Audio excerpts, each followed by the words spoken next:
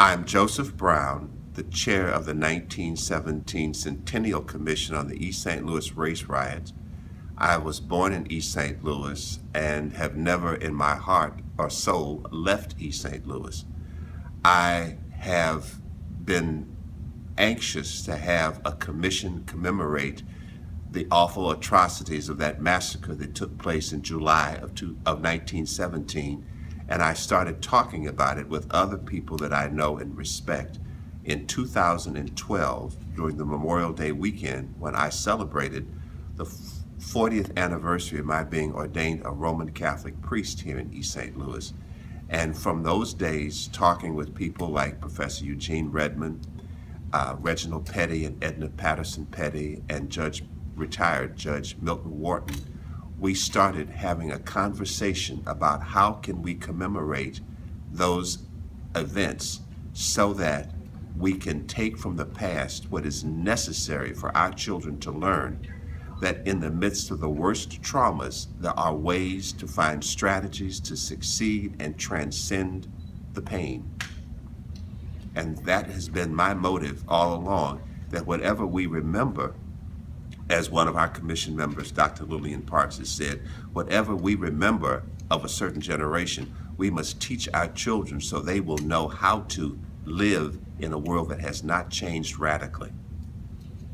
I'm Andy Theising, and I am Associate Professor of Political Science. I'm also Chair of Political Science at SIUE.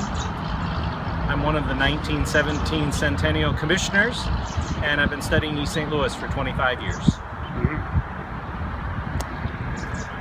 Eugene B. Redmond, I'm the Poet Laureate of East St. Louis since 1976, and I'm a retired Professor of English thanks to Southern Illinois University at Edwardsville.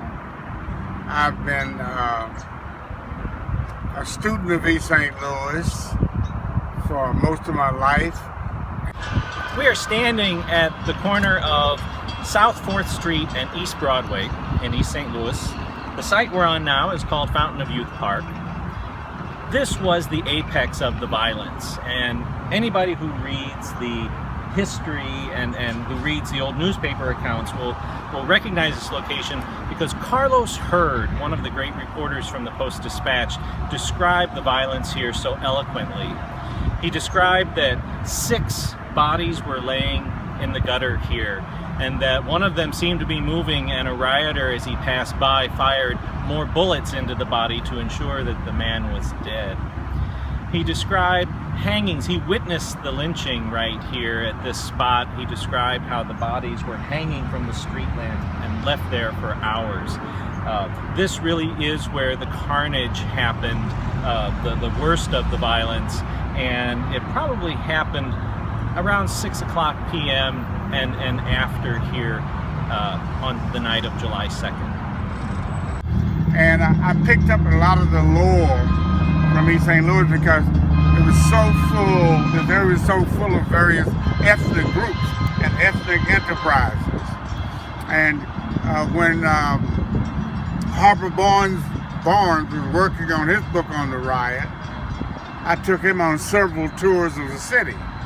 And I said to him, there's never been a time when the story of the riot, the 1917 riot, was not on the lips of people, when it was not in the purview of oral history.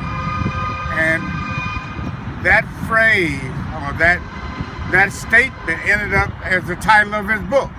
His body right here along 4th Street and Broadway, and it wasn't until an officer came and made it stop, ordered the soldier to stop the violence, but by that time so much damage had been done. Mr.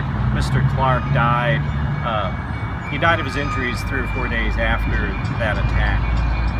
But that happened right here. It happened right here at this intersection.